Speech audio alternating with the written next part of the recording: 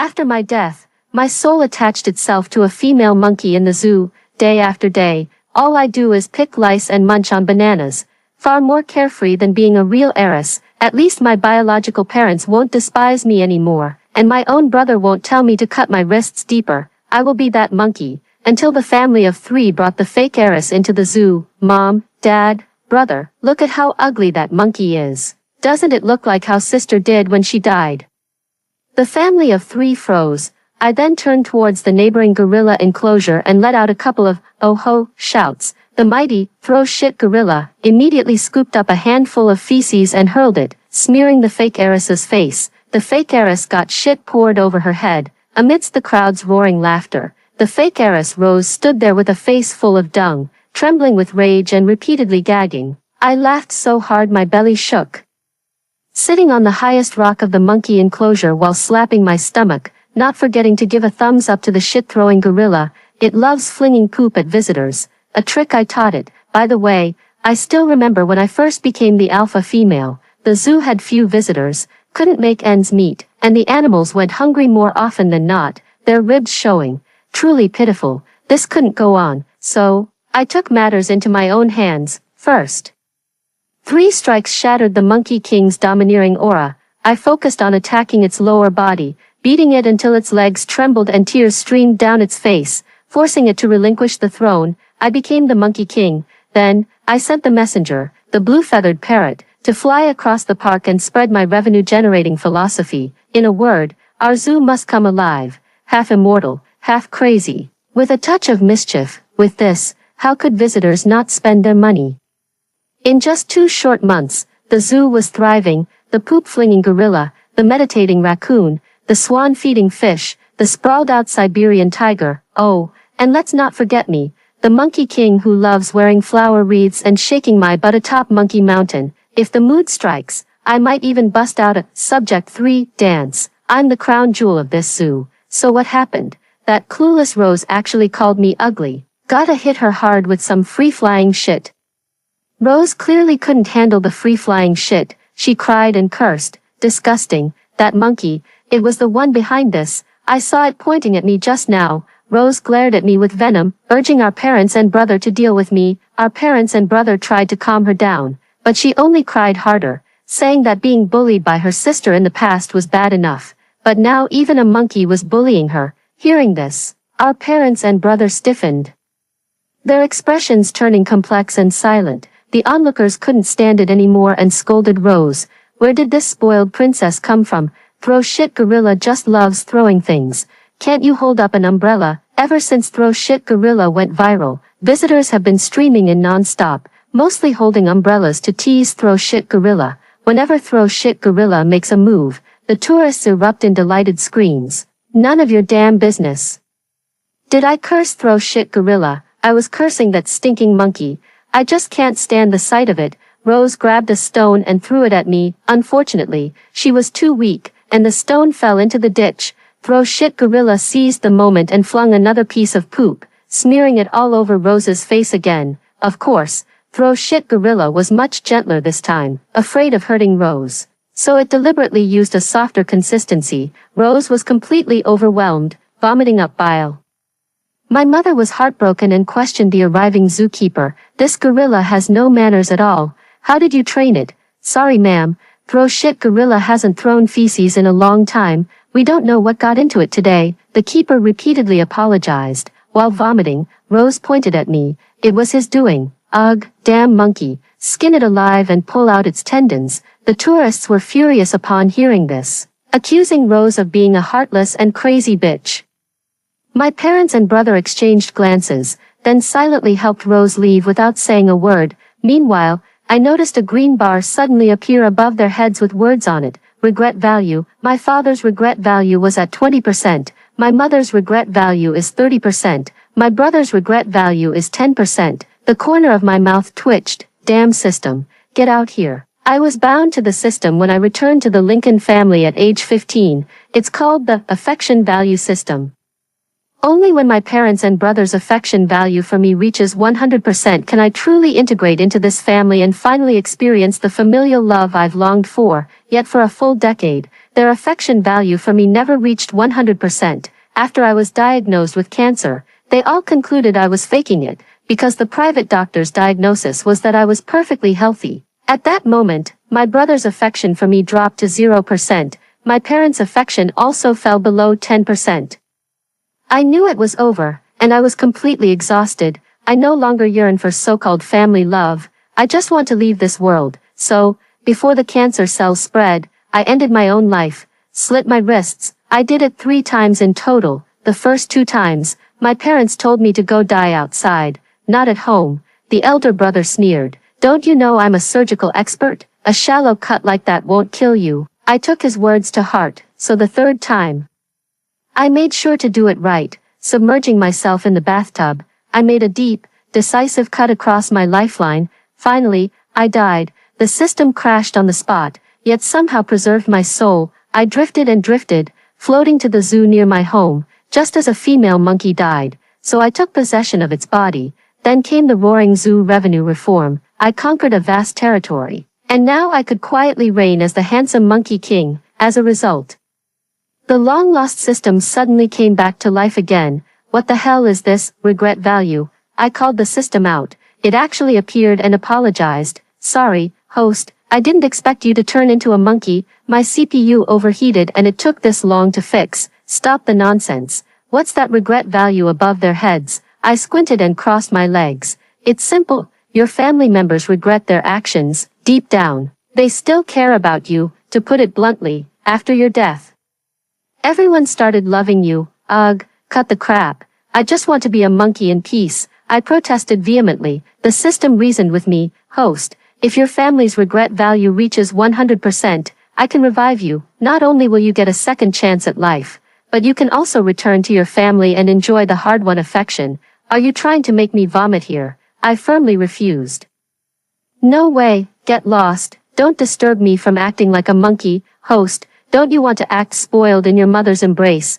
Don't you want to playfully argue with your father, hands on hips? Don't you want your older brother to pat your head? The system continued to tempt. My eye twitched uncontrollably. Say more. I'm loving this. Host, when you play the piano, your mother will applaud for you. When you receive honors, your father will nod with satisfaction. When you cry, your brother's eyes will redden with heartache. Don't you want these? I opened my mouth and vomited. Phew, that feels much better. I wiped the corner of my mouth and scratched my butt. You can get lost now. The system went silent, seeing that I was about to go to sleep. It panicked. Host, as long as your family's regret value reaches 100%, this system will let you be reborn and reward you with 1 billion. I stopped in my tracks. Really? You can be reborn and become the beloved center of attention in your family. No, I mean, are you really giving away a billion? You should have said so earlier. With that billion, our animals would be eating like pigs. I'd decided to do it. But here's the problem. I'm just a monkey trapped in the monkey enclosure with no way out. How can I make my parents and brother reach 100% regret? They don't even know it was Rose who drove me to take my own life. If Rose hadn't bribed the private doctor to falsify my medical report, my cancer diagnosis couldn't have been concealed.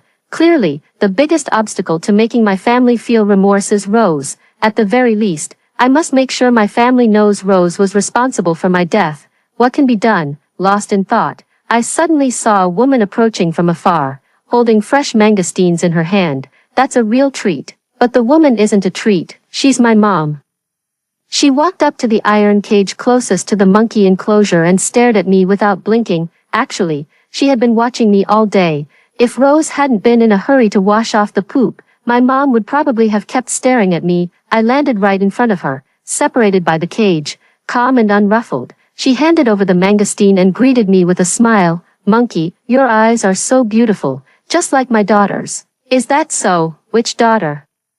I glanced at the top of her head. Her regret value had reached 40%. During the day, it was clearly still 30%. Could it be that seeing my eyes has stirred up some emotions in you? I gnawed on the mangosteen, laughing at myself inwardly. Mom, didn't you hate my eyes the most? After returning to the Lincoln family, I attended a private elite school and was quickly pursued by some privileged young men. Without exception, they all praised my eyes for being beautiful, pure, and bright. When have I ever been the center of attention like this in the countryside? I thought I was gradually climbing out of the abyss of low self-esteem, but then Rose spread rumors that I went into the restroom with a boy and shamelessly wrote love letters to 5 boys at the same time, inviting them to a hotel. Those love letters were clearly forged by her, but my parents were furious, especially my mother. She was a well-educated noblewoman who blushed at the mention of sex. That night, it was pouring rain, and she made me kneel at the door, repeatedly asking me why I was so shameless. I wailed and cried, over and over again, insisting that I wasn't shameless, that I had been slandered, but mother wouldn't listen at all. She pointed at my eyes and scolded, "Just look at you, a seductive little fox. Might as well gouge out those eyes of yours. Save our family the shame." She didn't gouge out my eyes, but she didn't let me inside either, leaving me to stand in the pouring rain half the night, to wash clean this filthy body of mine. I burned with fever afterward, body and soul deeply wounded. My eyes lost their usual sparkle, growing timid and shifty. Subconsciously, I felt that my eyes were bad, that I was a seductress, and that I shouldn't look at those boys anymore. My student years passed in such cautiousness, and my eyes never shone again. Now, I've turned into a monkey, but my mother says my eyes are very beautiful. For some reason, I couldn't eat mangosteens anymore, so I threw one away, and the shattered shell splattered onto my mother's feet. She looked at me in shock. Perhaps she had never seen a monkey so furiously throw away the food it had just gotten. When my dad, my brother, and Rose arrived, my mom was still staring at me in a daze. Rose was completely transformed, clean and fresh. She ran over and took her mother's arm. "Mom, what are you looking at? The zoo is about to close. Let's come back tomorrow." Her mother didn't respond, still staring at my back, murmuring to herself, "I feel like that monkey looks so familiar." Rose followed her mother's gaze and locked eyes with me, instantly flying into a rage. "It's that damn monkey again, Mom. It was the one that made the gorilla throw poop at me. Let's buy this zoo. I want to skin it alive." My dad couldn't help but frown upon hearing this. "Rose, a young lady shouldn't be so vicious all the time. It's just a monkey."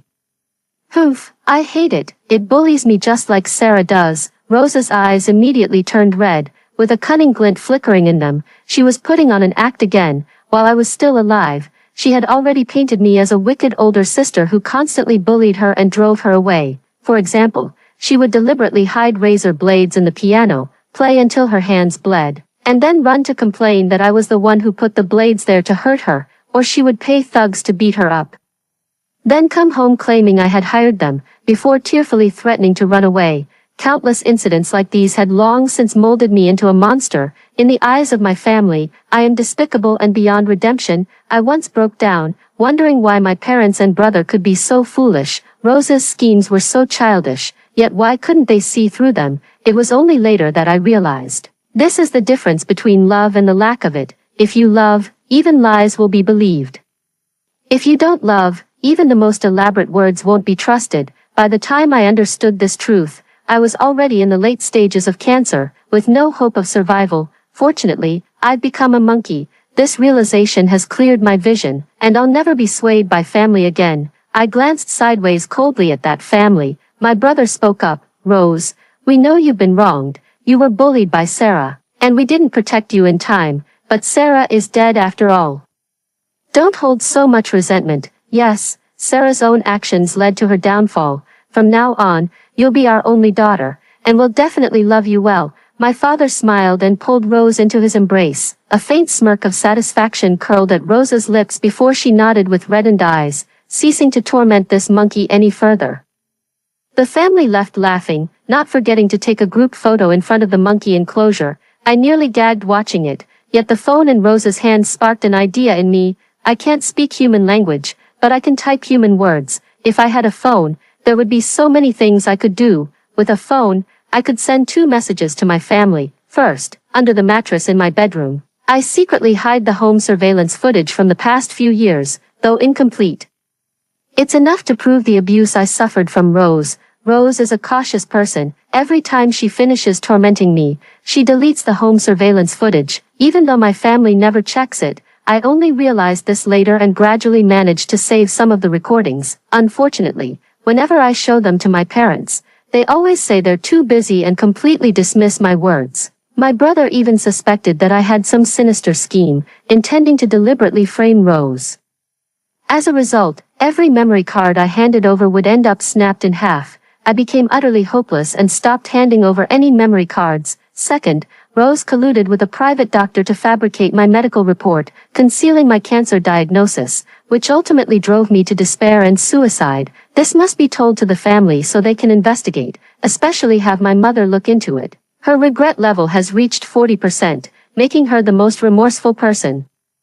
The likelihood of her checking is extremely high. Having made up my mind, I need to figure out how to get my hands on a phone. The zoo is crowded with visitors every day, and countless people are holding their phones. The question is, how can I get a phone into my hands? I thought of the messenger, the blue-feathered parrot. This little guy is a zoo robber, often snatching things from visitors, and stealing a phone is no big deal for him. So I got up early to wait for it.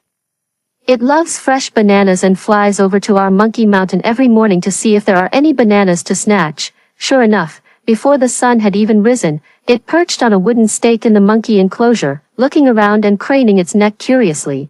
I pulled a banana from behind me and waved it. The blue-feathered parrot immediately flew over, circling me obsequiously. I whispered to it, "Help me get a phone, and I'll give you 10 bananas. Ha! The administrator will pluck all my feathers." The parrot didn't dare take the job. 30 pieces, supplied continuously for 7 days. I went all out. The parrot's throat moved. It flapped its wings twice, and agreed. By evening, the parrot appeared. It flew clumsily, its claws tightly gripping a phone. Overjoyed, I leaped to catch it. The panting parrot gestured. The pattern lock goes like this, then this, then this. I've been peeking for ages. Well done. I happily turned on the screen. Though not very nimble, the monkey's fingers were still useful. As the screen lit up, a familiar face appeared on the screensaver. Rose. I was stunned for a moment. Is this Rose's damn phone? Before I could take a closer look, a loud shout came from outside the monkey enclosure. My phone was stolen by a parrot. Where's the staff? Get it back for me. She chased all the way to the monkey enclosure and grew even angrier when she saw me holding her phone. It's that damn monkey again. It stole my phone.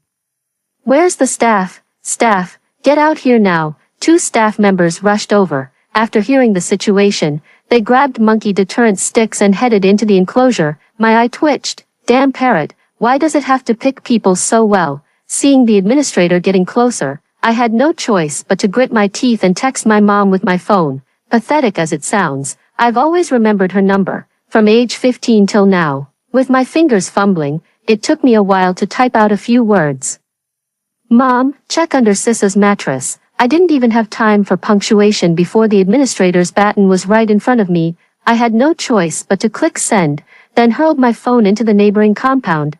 Throw shit gorilla, smash it. Throw shit gorilla caught the phone and smashed it with one punch. The phone shattered into pieces on the ground. The administrator was dumbfounded. Rose was so furious she could barely contain herself. Damn monkey, I swear I'll kill you, hee hee.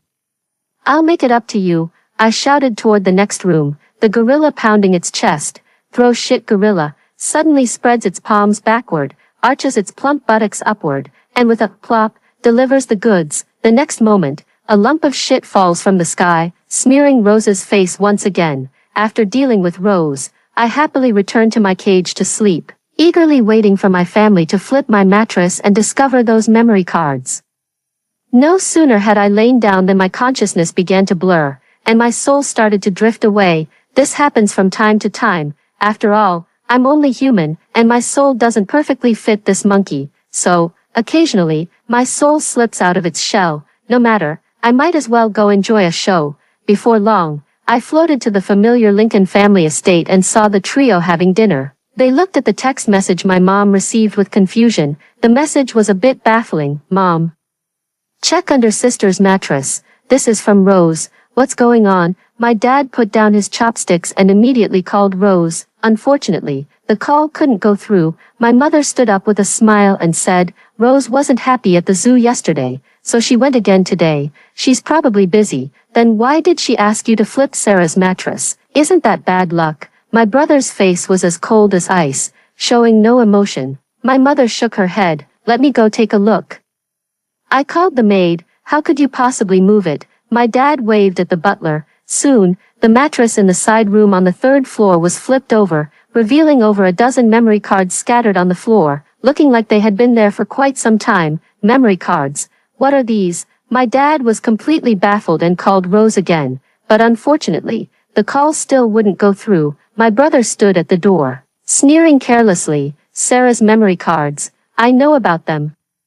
She used to say they were surveillance footage, recordings of Rose bullying her. I never expected there'd be so many. I remember now. She showed it to me before, but I was too busy. My dad kicked the memory card with his foot, equally indifferent. My mom seemed thoughtful and signaled the nanny to pick it up and play it in the living room. Mom, there's no need. Sarah has always wanted to drive Rose away.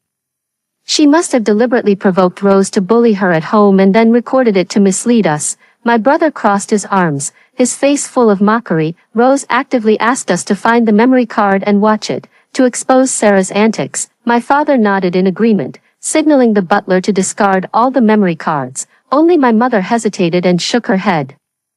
Let's take a look. It won't take much time. When the large screen in the living room lit up, the sneaky figure of Rose came into everyone's view. She was holding a box of razor blades, secretly slipping them between the piano keys, then gritted her teeth and began to play herself. The natural consequence was a cut finger, bleeding non-stop. She ran downstairs crying to complain, saying Sarah had hurt her. Under the screen's light, my dad and brother's expressions subtly changed. Their brows involuntarily furrowing, my mother's pupils contracted as she stared at the surveillance date in the top right corner of the screen. I remember it was Rose's birthday that day, and I specifically gave her this piano as a gift, but Sarah was so jealous of her that she hid razor blades inside the piano. My mother muttered to herself, gradually realizing something. We were furious and slapped Sarah's face until it was swollen. At the time, she kept crying in confusion, asking why we hit her. Now do you understand why we hit her? She was just physically and mentally exhausted, returning home wanting to quietly retreat to her room alone to rest, not daring to disturb anyone, suddenly grabbed and beaten black and blue, then forced to apologize to Rose. Why? What's going on? Is this a fake video? My dad stood up, staring intently at the screen. My brother examined it carefully and shook his head with certainty. It can't be fake. This is surveillance footage. The living room fell into dead silence. My mom's palms were sweating as she inserted another memory card. The footage started playing again. In the backyard of the villa, Sarah was forced to kneel and kowtow to Rose's dog. Who said you could touch it? This is my dog. You're not worthy of touching it. Rose hugged the little white dog and scolded Sarah harshly. Kowtow, 100 times, or I'll make Mom and Dad throw you back to the countryside. Sarah struggled to lift her head, her eyes filled with despair. I'm sorry, I just really liked it. Who asked for your liking, you bitch, daring to touch my dog now? What's next? A rebellion? I'm sorry. Back then, Sarah was terrified and timid, too afraid to resist. Her head, along with her dignity, was crushed beneath the dog's paw. This can't be. My father slammed the table and stood up, his eyes wide with disbelief. Beside him, my brother silently lit a cigarette. Tears welled up in my mother's eyes. Her lips began to tremble, but no words came out. Then, with shaky hands, she inserted another memory card. This time, it showed Sarah in the late stages of cancer, exhausted both physically and emotionally. Sarah rushed home from the hospital and had the nanny prepare a bowl of millet porridge for her to drink. The millet porridge was scalding hot, and she gently blew on it, taking small, careful sips. Unexpectedly, a figure rushed over, grabbed the bowl, and forced it into Sarah's mouth. Caught off guard, Sarah screamed in pain from the burning heat. Her already frail body collapsed to the ground, her appearance gaunt and withered. Drink the porridge properly. Stop pretending to be delicate. Do you want Mom and Dad to pity you when they come back? Finish it all in one gulp. Now, Rose viciously cursed as she crouched down to force-feed Sarah more porridge. Sarah whimpered and shrank back, pleading, I'm sorry, I won't drink anymore. I'll never drink again. There were still many memory cards left, but my mother no longer had the strength to play them. Her entire body trembled, her eyes filled with crimson blood vessels and tears. My dad was slumped on the sofa, head hanging low, panting like a wild dog, his eyes still glued to the screen. My brother clenched the remaining half of the cigarette tightly in his hand, letting it burn his fingers. No one said a word. I drifted back to Monkey Mountain and slept soundly.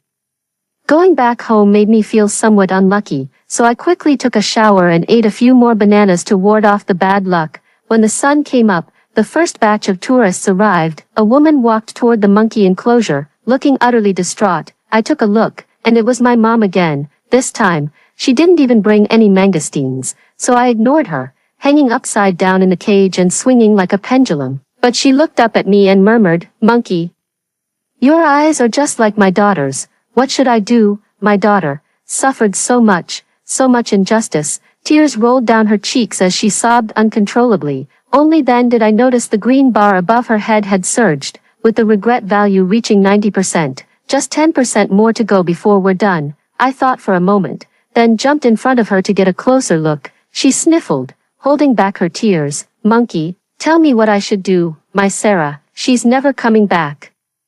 She was so pitiful. "It's all my fault. Why couldn't I just believe her once?" My mother raised her hand and slapped herself hard, so hard that blood trickled from the corner of her mouth. I watched coldly. "Auntie, do you regret it deeply? Then why is the regret value only at 90%? Did the remaining 10% go to the dogs?" Soon, I knew the answer, because my dad and brother came looking for me. Both looked haggard, clearly having stayed up all night. The green bars above their heads also surged dramatically. My dad reached 80%, and my brother hit 60%. "Oh dear, stop crying. This monkey isn't Sarah. Why do you keep coming to see it?" My dad's eyes were bloodshot, his voice hoarse as he said, "I thought about it all night, and I still feel we should give Rose another chance." My mother trembled and wept silently. My brother took over the conversation. "Rose is young, so it's inevitable she might make mistakes. She was just afraid we'd abandon her, which led her to do those foolish things. Besides, Sarah died of cancer. It had nothing to do with Rose." My mother continued to weep silently. My father and brother both looked at her, waiting for her to make the decision. Sobbing, she glanced at me and finally nodded through her tears. "The living must go on." What a phrase. The living must go on. No wonder my mother's regret couldn't reach 100%. She still had 10% of love reserved for Rose. At this moment, Rose appeared. She was all refreshed again and ran over to ask, "Mom, Dad, brother, what are you all doing here so early in the morning?" The family immediately wiped the corners of their eyes and smiled. "Nothing much. We didn't have enough fun last time, so we came back to explore some more today." "Is that so?" "Let me tell you, that damn monkey is so annoying. It snatched my phone and even broke it." Rose came to settle accounts with me, seeing me standing right in front of her. She picked up a stone and threw it at me. I couldn't dodge in time, and the stone broke my face, drawing blood. I wiped the blood away and stood coldly, like a human being, indifferently watching them. The whole family was astonished. My mother and I locked eyes, and suddenly she trembled, tears involuntarily streaming down her face again. "How disgusting." I turned and walked away, returning to the summit of Monkey Mountain. I was furious. I'm so angry I could hit someone. There's no one on Monkey Mountain, only monkeys. So I beckoned to the former Monkey King, Red-But Brother. He's called Red-But Brother because among all the monkeys on the mountain, his butt is the reddest, and after I defeated this guy, he seems to have developed a crush on me. His butt turns red every time we meet. But Red Guy came over, blushing and acting all shy. I slapped his butt, and he let out a yelp, his cheeks turning even redder. Damn, he actually enjoyed it. I kicked it open with one foot and started planning my next move. Truth be told, I couldn't care less whether that family of 3 would regret their actions or ever come to love me, but I do care about that $1 billion. With Rebirth and $1 billion on the line, how could I possibly give up halfway? I have to play my trump card. I was killed by Rose. Now the regret value of this family of 3 has skyrocketed. If they were to find out that Rose killed me, it would be the final blow. How should I deliver this final blow? Shifting my gaze, I spotted an unforgettable face among the crowd holding umbrellas and teasing the gorillas not far away. Helen, she was the private physician of the Lincoln family, highly renowned yet utterly lacking in medical ethics. It was her. She had clearly diagnosed my cancer but concealed my condition under Rose's bribery. Beside her, Her 6-year-old daughter was innocently cheering and jumping with excitement toward the throw shit gorilla. How ironic. My eyes flickered as I quickly spotted the red-assed guy in heat. Take a few monkeys and go widen that hole near the gorilla enclosure. It was an iron gap where several rusted bars had weakened. I had once considered that the hole could be pried open. Once the distance is bridged, monkeys can visit gorillas' homes, but no monkey is foolish enough to visit a gorilla's home, except for me, Your Majesty. Are you going to visit throw shit gorilla? Although it admires you, distance creates beauty. Perhaps if you get too close, it won't find you beautiful anymore. But turns out to be a philosopher. I gave it a kick in the ass, and it howled with pleasure again. Without hesitation, it ran off to help me tear open the hole.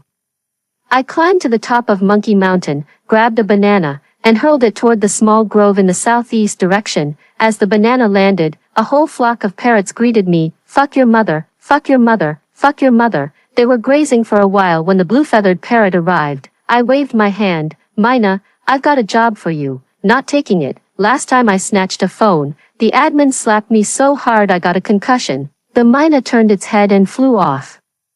I grabbed its claw and yanked it back. From now on, all my bananas are yours, Your Majesty. Please give your orders. I pointed at Helen and her daughter. You go and distract the little girl, lure her away, make her lose her mother. Remember, just separate them. Don't harm the child. I gave the command. The mina's face turned green. Bird traffickers. Now the admin's gonna slaughter me for soup. Don't worry. I'll take responsibility if anything happens. The bananas are yours. Now go.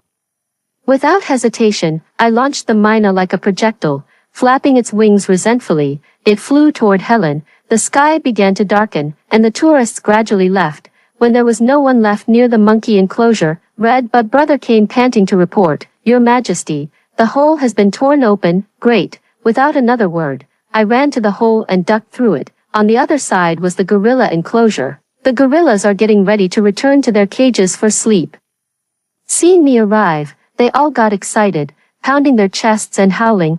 Throw shit gorilla even rolled over, rubbing its massive head against my chest. This guy nearly starved to death back then. Times were tough, food was scarce, and with its huge appetite, it often went hungry. It was me who won its heart by throwing food to it every day. Throw shit gorilla. Throw me out like I'm shit. I pointed to a big tree outside the fence. I want to fly up to that tree.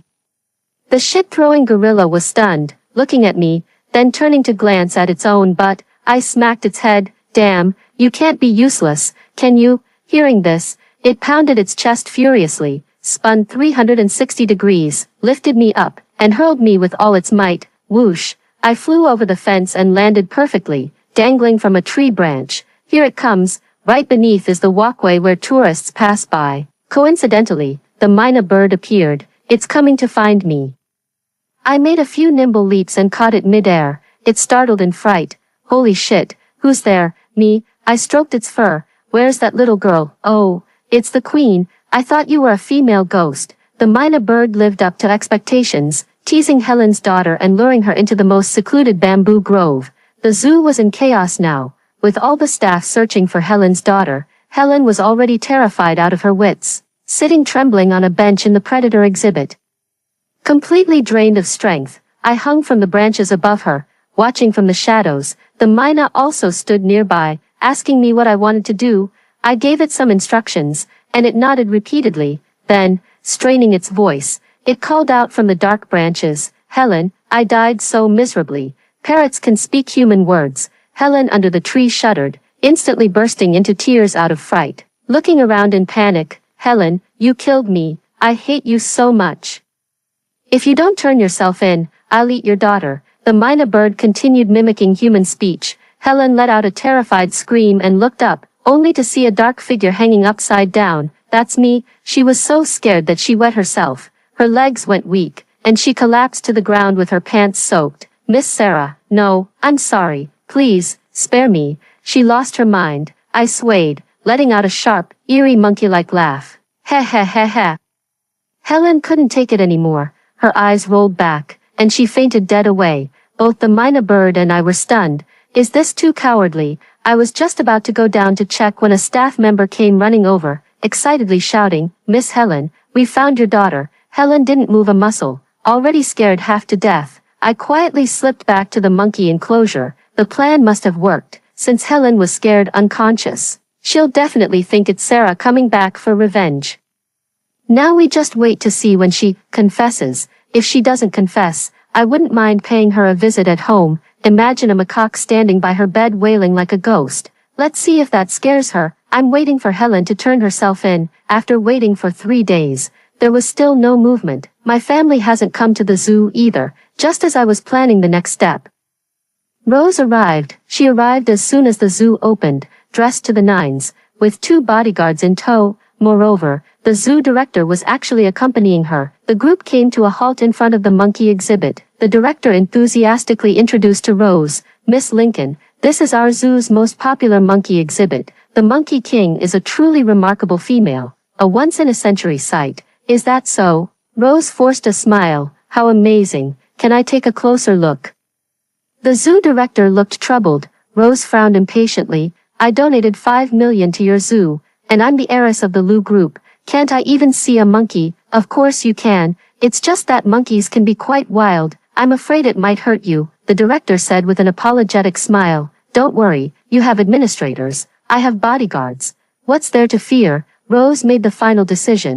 "Let's go into the monkey enclosure. I want to feed the monkeys."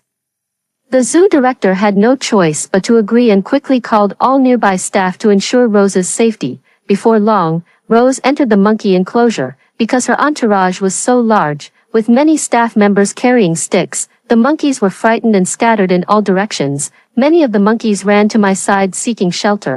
I stared at Rose. What the hell was this bitch up to? She came straight at me, hurling the banana in her hand, which hit me right on the head. I grabbed it and threw it back, hitting her on the head. Instead of getting angry, she laughed. "It really is magical. There's a certain energy about it, like my sister. Ha, as long as Miss Lincoln likes it," the director flattered. Rose still stared at me. "Too bad my sister is dead." The principal didn't dare to laugh anymore. "No wonder Mom keeps talking about you, you monkey. Turns out you're just like that bitch Sarah." Rose continued, looking at me with a mocking expression. "Can you even understand human speech? Come down and play with me. I'm in a bad mood." I started picking at my feet. Rose's face darkened as she gave the bodyguard a look. 2 burly bodyguards grabbed monkey repellent sticks and charged at me, delivering a fierce blow to my head. It was so sudden. Not just me. Even the zoo director was stunned. The staff also exchanged bewildered glances. I felt the world spinning around me. My head grew heavy, and I tumbled down, rolling to Rose's feet. She nudged me with her foot. "Weren't you stubborn? Why aren't you stubborn now?" My head ached terribly, and I could only glare at her with wide eyes. She narrowed her eyes, suppressing a violent tone. "You really do resemble Sarah, especially these eyes. Utterly detestable." She suddenly stomped on my face, grinding it down like a madwoman. "You wretched thing. Resembling her means you deserve to die." "Lately, the whole family has been inexplicably distant from me. Is it because of you? You remind them of Sarah. I'll crush you to death." Rose was utterly reckless, treating the monkey's life as completely worthless. I struggled while letting out piercing screams. "Rose, you deserve to die." My cry echoed through Monkey Mountain and the nearby park areas. Red-But immediately let out a furious roar and charged, followed by over a dozen strong male monkeys, who instantly overwhelmed the bodyguard. This scene was equally abrupt. The crowd, caught off guard, fell into chaos. And the hundreds of monkeys on the entire Monkey Mountain surged forward one after another, frantically pouncing on the crowd. Bite them hard." In the blink of an eye, Rose was knocked to the ground, unable to even make a sound, her body already covered in bloody scratches. Red-But was the most furious, sinking his teeth into her arm, causing blood to gush out instantly. She howled in agony, crawling toward the door like a dead dog, with none of her earlier arrogance left. The staff had to protect her and drive away the monkeys. At that moment, several gorillas followed Throw Shit Gorilla and actually tore open the iron bars, charging into the monkey enclosure. Their roars triggered a chain reaction of furious bellows from the elephant, tiger, and lion enclosures. Everyone's faces turned pale with fear, and they took off running. The bodyguards didn't even have time to care about Rose anymore. The zoo director, terrified, hoisted Rose onto his shoulder and shouted at me, "Monkey King, spare her, or you'll all be dealt with." I gritted my teeth, suppressing my anger, and let out a growl. the monkeys quieted down, and the apes stopped their pursuit. I had to stop because we're animals. If we kill a human, there's only one outcome. Exchanging our lives for roses is clearly not worth it. The badly injured Rose managed to escape, the iron gate closed, and the animals returned to their respective homes, once again. I sat atop the monkey mountain, calmly tending to my wounds. Red-But was still hopping around wildly, perhaps heartbroken over his dream monkey crush. Next door, the throw-shit gorilla roared and hurled objects in fury, its chest swelling with rage. The blue-feathered parrot also flew over and immediately spewed profanity. Fuck her mother, fuck her mother. Half a day later, Rose actually reappeared. Her body was wrapped in bandages, her spirit weary. Yet her eyes were filled with unparalleled malice as she stood outside the monkey enclosure's iron bars. The zoo director was talking to her, likely pleading or something along those lines. Rose pointed at me and said, "I want it dead. Your zoo is absolutely insane. I'm calling the police. Not a single monkey will survive." The zoo director was sweating with anxiety. "Miss Lincoln, we no longer need your funding. We're willing to compensate you. Please show mercy." "Fine. Hand that monkey over to me, and I'll let bygones be bygones." Rose demanded me by name. If I fall into her hands, my fate is all too predictable. The zoo director, utterly at a loss, humbly offered to compensate with 300,000, begging her to spare me. But Rose grew even more vicious. "Spare it, in your dreams. I'm going to skin it alive, tear out its sinews, and hang it up as a specimen." Rose was completely oblivious to the person approaching behind her, consumed by her rage. My parents and brother have all come. Their faces were extremely grim, followed by a group of bodyguards who were escorting someone. "Helen," I smiled. Helen had indeed turned herself in. The show is about to begin. When Rose finally discovered the family of three, she was about to complain, but my father grabbed her by the collar. "Rose, did you know about Sarah's cancer all along?" My father's voice was as heavy as lead, incredibly deep and hoarse. Rose didn't react immediately and asked blankly, "What?" "I'm asking you, did you already know Sarah had cancer?" my father roared. Rose shuddered and finally understood, seeing the strange expressions on mom and brother's faces. With Helen also present, she immediately realized what was going on. She broke out in a cold sweat instantly and pointed angrily at Helen. "Dr. Helen, did you say something false? You were the one who examined Sarah. You were the one who said she didn't have cancer." Helen turned ashen. "Miss Lincoln, one must have a conscience. It was you who threatened and bribed me to conceal Miss Sarah's condition. You're talking nonsense." Rose's face turned deathly pale, her voice trembling with fear and tears. She looked at her mother. "Mom, believe me, it was all Helen's doing. I knew nothing about it."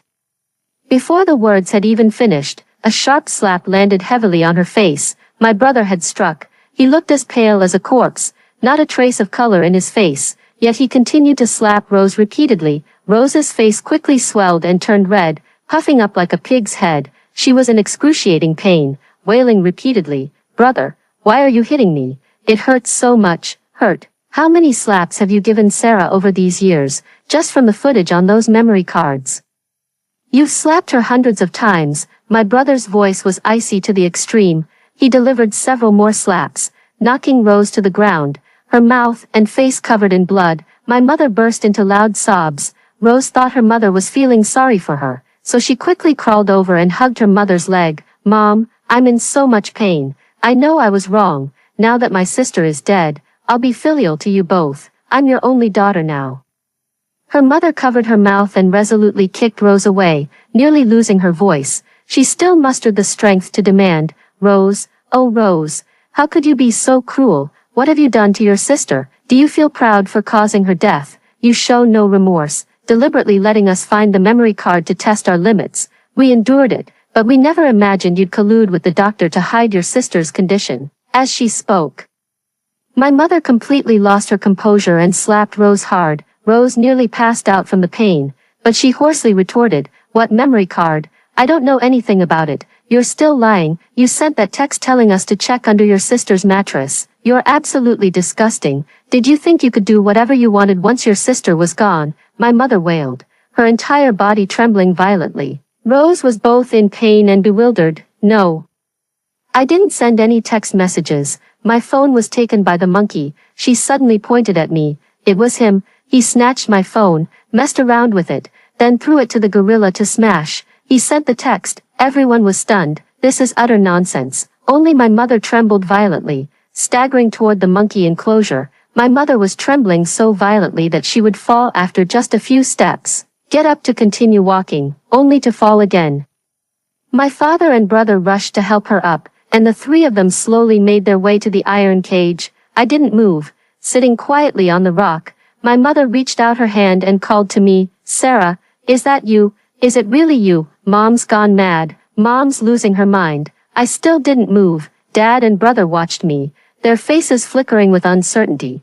I didn't want to engage with them, turning to walk back toward the cage house. Mom suddenly knelt down, crying as if her heart were breaking. "Sarah, don't go. It is you, isn't it? Come here, please. Mom just wants to touch you, just once." I scoffed. "Fine, let's go take a look at that 100% regret value." Once again, we faced each other through the bars, only 2 meters apart, yet separated by life and death. Mom stretched her hand as far as she could, her voice trembling uncontrollably. "Sarah, I knew it was you. I thought you looked familiar at first glance. You still text me. That's wonderful. You still remember your mom. That's not remembering, that's hating." So, I shook my head. Mom froze, her whole body going limp as if all her strength had been drained. Dad and brother, on the other hand, widened their eyes, staring at me in disbelief. I can shake my head. The next moment, they also went crazy, lunging forward simultaneously. "Sarah, is it really you? You're still alive. Tell Dad, what exactly happened?" "Little sister, come hold my hand. Starting today, let's begin anew, okay?" They were jabbering away. I kept shaking my head, even started picking my ears, casually scratching my butt, and let out mocking, "Oh ho ho ho," sounds with my mouth wide open. Humans, truly ridiculous. All 3 of them froze, slumped on the ground, motionless. The park director stepped forward. "All 3 of you, every action of the monkey can be anthropomorphized, but it doesn't signify anything. It's just a monkey, just a monkey." Dad and brother hung their heads low, aging decades in an instant. Only Mom kept staring straight at me, refusing to look away. After I had walked some distance, she wailed again. "Sarah, it's you. Mom recognizes you. You just won't acknowledge Mom, right? Sarah, my Sarah." Mom was wrong. Mom was wrong. I didn't turn back, didn't stop, like a carefree monkey, walking into my troop. Ding, detected that the host's parents and brothers' remorse values have all maxed out. The host has perfectly achieved the goal. The damn system popped up, before I could react. I fell headfirst to the ground. When I opened my eyes again, I was sitting in a luxurious car. The car was speeding down the highway, heading towards S City. I blinked, looking at my suntanned skin and rough palms, and suddenly realized I had been reborn. The system wasn't lying. It really made me reborn, and I was reborn at the age of 15, on the very day the Lincoln family came to reclaim me. I'm currently on my way to the Lincoln family. My brother is driving, while my parents sit beside me. I vaguely remember that on my last trip home, the atmosphere in the car was very awkward. It was the kind of awkwardness that comes from being family yet feeling like strangers, but the fault wasn't mine. I was just a 15-year-old country girl who hadn't read many books, and no one had taught me how to navigate social situations. I just sat there timidly, cautiously. My parents and brother had money and knowledge. They should have soothed my unease and dispelled the awkwardness. Yet they didn't. They seemed to be pondering how to treat me, their real daughter, and what to do with the fake daughter at home. A mocking smile tugged at the corner of my mouth. Having lived a second life, I wouldn't feel awkward anymore. Just as I was about to sneer, my father suddenly gripped my hand tightly. "Sarah, there's a sharp turn ahead. Dad's holding you tight. Don't be afraid." I stared into my father's deeply concerned eyes, feeling somewhat surreal. Then I looked at my mother, who was making a phone call. "Butler Jim, cancel the home banquet. Immediately arrange a welcome feast for Sarah at the largest restaurant in the city, and invite all the prominent figures. I want to introduce my Sarah to them. I remember in my previous life, we just had a simple meal at the villa as a welcome." My parents weren't proud of me. For quite a long time, they kept me hidden away, until I became more refined and learned proper etiquette before allowing me to interact slightly with society. Now, My mother wants to directly introduce this wild girl to all the city's important figures. Doesn't she think I'm embarrassing anymore? I opened my mouth but ultimately said nothing. The brother who was driving spoke up. Sarah, do you like this car, or do you like sports cars in general? I'll order one for you to drive when we get home. No, you're still underage. How about this? I'll be your driver and take you for a spin. My brother is a car fanatic. In his previous life, he never let me touch his car, saying it was dirty. Now, he's actually willing to be my driver. I stay silent, calling out to the damn system in my mind. Sure enough, the damn system pops up, boasting, congratulations, host, on your rebirth, once you have your personal account.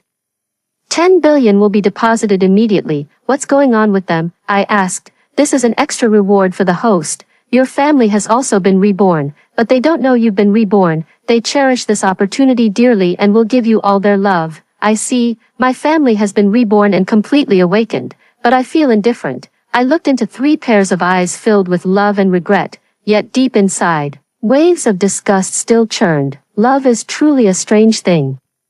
What's strange is that once love is gone, there's really no turning back. I smiled faintly and nodded. Thank you for your concern. The car pulled into the familiar estate. My father personally got out to open the door for me, while my mother hurriedly called the butler. Is the welcome banquet ready? Sarah will freshen up and change, then we'll leave. My brother also urged. Jim, help me order a Ferrari. It must arrive by the end of the month. The butler was completely bewildered. Then Rose appeared, delicate and fair-skinned. She ran towards me with boundless enthusiasm, only to trip and scrape her knees. In the previous life, it was exactly like this that she stole everyone's attention. When she fell, Mom, Dad, and my brother all rushed to her side. I was left standing there, like a pitiful clown, frozen in place. But now, Mom, Dad, and my brother didn't even glance at her, continuing to help me out of the car. Sarah, be careful. Do you want your brother to carry you?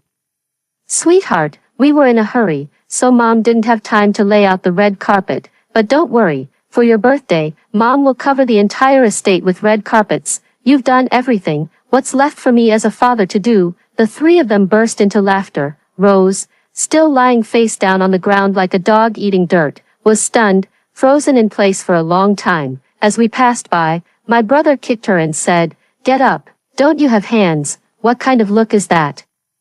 Lying on the ground, get back inside and stay there." My father also shouted angrily. My mother didn't speak, just gave Rose a glance full of disgust and distance. Rose was as if struck by lightning, getting up in a daze, unable to comprehend what had happened to this family. I shook my head. Rose was done for.